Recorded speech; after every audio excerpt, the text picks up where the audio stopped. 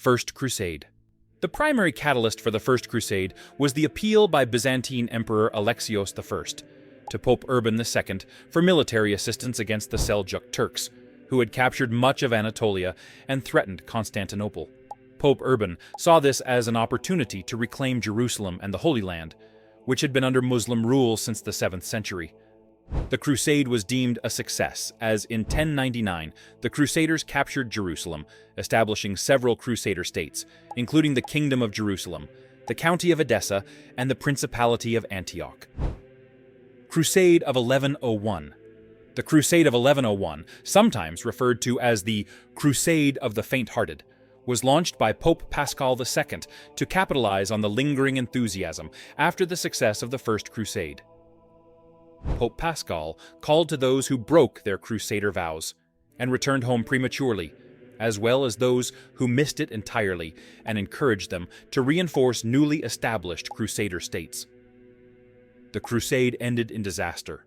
The Crusaders, who were primarily composed of smaller and less experienced contingents from Europe, were divided into 3 separate armies, each taking different routes through Anatolia. The Muslim forces, particularly the Seljuk Turks under Sultan Kilij Arslan I, had learned from their defeats and were better prepared to resist the new wave of Crusaders. The crusading armies were ambushed and defeated in a series of battles as they attempted to cross Anatolia, including the Battle of Merciven and the Battle of Heraclea. Most of the Crusaders were killed, captured, or forced to retreat, with only a small fraction managing to reach the safety of the Crusader states in the Levant. Norwegian Crusade. The Norwegian Crusade was led by King Sigurd I of Norway, also known as Sigurd the Crusader. It was motivated by the widespread enthusiasm for crusading that followed the success of the First Crusade and the subsequent capture of Jerusalem. King Sigurd, inspired by the religious fervor sweeping across Europe, vowed to take up the cross and lead a crusade to the Holy Land. Additionally, the Norwegian Crusade was partly driven by a desire to strengthen Norway's ties with other European Christian powers, as well as to enhance Sigurd's prestige as a Christian king. The crusade was notably successful. King Sigurd set sail from Norway in 1107 with a fleet of around 60 ships and several thousand men. The Crusaders made several stops along the way and engaged in battles against Muslim forces and pirates. Upon reaching the Holy Land in 1110, Sigurd and his forces assisted the King of Jerusalem, Baldwin I, in the capture of the important coastal city of Sidon, which strengthened the Crusader state's control over the region. Venetian Crusade. The Venetian Crusade was primarily motivated by the desire of the Republic of Venice to protect and expand its commercial interests in the eastern Mediterranean. Pope Calixtus II officially sanctioned the crusade as part of the broader effort to reinforce the Crusader states. For Venice, the crusade offered an opportunity to both fulfill its religious duties and to secure and expand its economic dominance in the Mediterranean.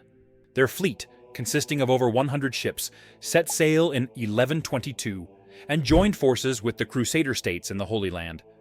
The primary objective of the crusade was to capture the strategically important Fatimid-controlled port city of Tyre.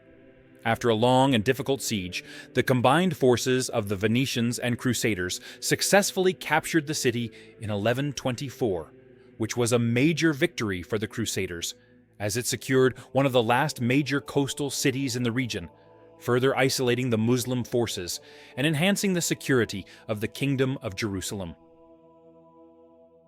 Crusade of 1129. The Crusade of 1129 was organized as an attempt to capture the city of Damascus, a key Muslim stronghold in the Levant, which was seen as a significant threat to the stability of the Crusader states. At the time, the Kingdom of Jerusalem, under King Baldwin II, was facing increasing pressure from Muslim forces in the region, particularly from the Emirate of Damascus.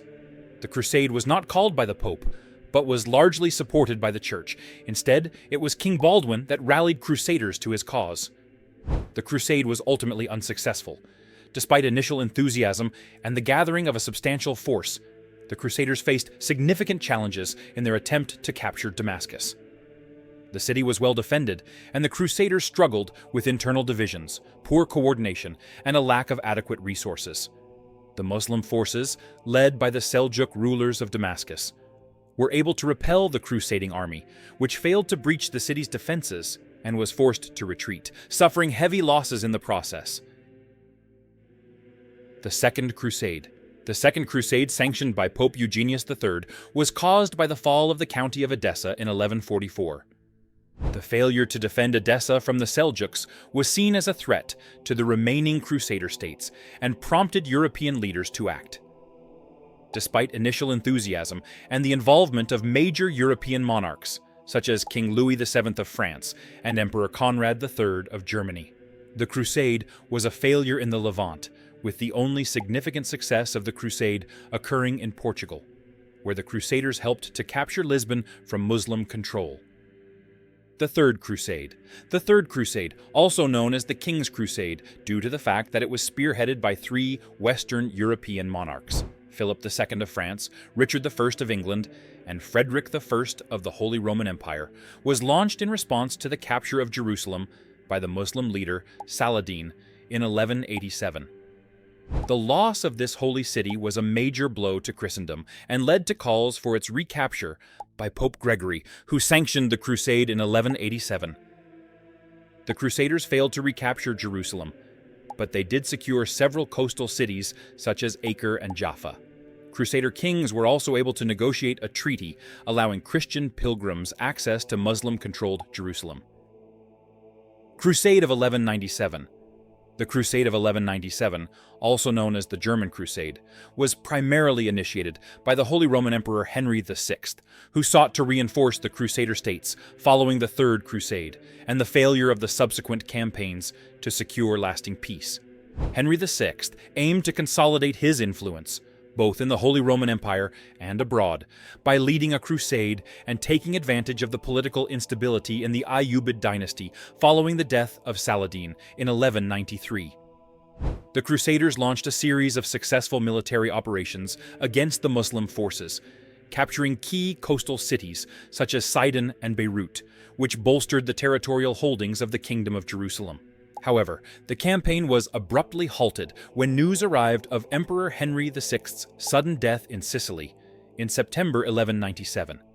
This event led to a power struggle in the Holy Roman Empire, causing many German nobles to return home to protect their interests, leaving the crusade incomplete.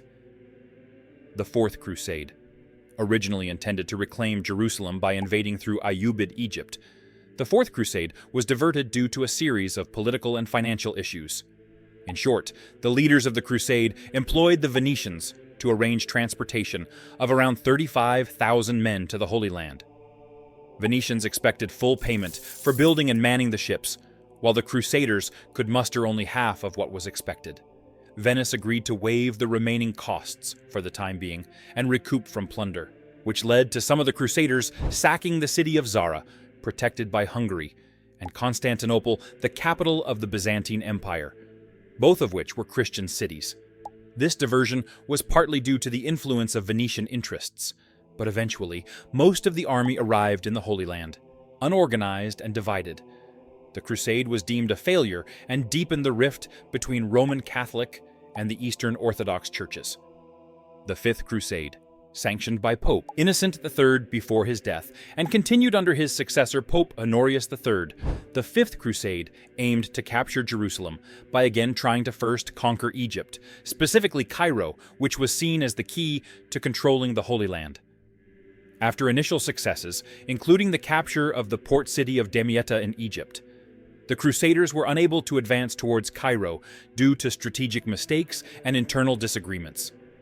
The campaign culminated in a disastrous defeat at the Battle of Mansoura in 1221, where the Crusaders were forced to surrender and evacuate Egypt in exchange for safe passage.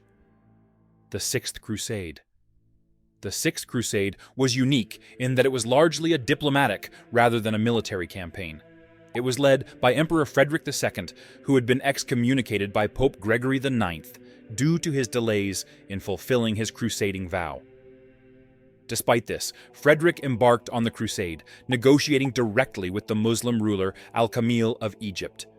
The catalyst for this crusade was Frederick's personal ambition to assert his authority and fulfill his vow, as well as his desire to regain favor with the papacy. Crusade achieved its objective through diplomacy rather than warfare.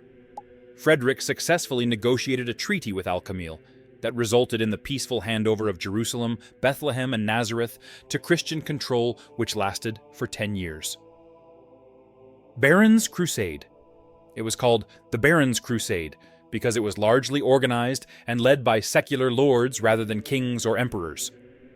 After the failure of the Fifth Crusade and the partial success of the Sixth Crusade under Emperor Frederick II, Pope Gregory IX, wishing to maintain Christian territories gained by Frederick, issued a call for a new crusade in 1234, urging European nobles to take up the cross and reinforce the Holy Land, before the Truce of Taifa was to be expired in 1239.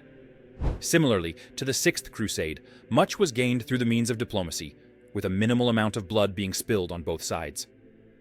The Barons' Crusade is often considered one of the most successful crusades in terms of territorial gains. However, its successes were short-lived due to the fragile nature of the agreements made and the ongoing power struggles within both the Crusader states and the Muslim world. The Seventh Crusade. The Seventh Crusade was launched by King Louis IX of France in response to the fall of Jerusalem to Muslim forces in 1244. Louis, a devout Christian, saw the recapture of Jerusalem as a sacred duty and believed that Egypt, as the base of Muslim power in the region, needed to be subdued first. The crusade ended in failure.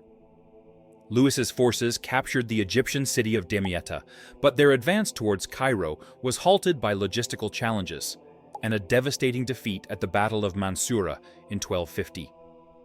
Louis was captured and later ransomed, but the crusade did not achieve its objectives, and the Crusaders were forced to withdraw from Egypt. The Eighth Crusade.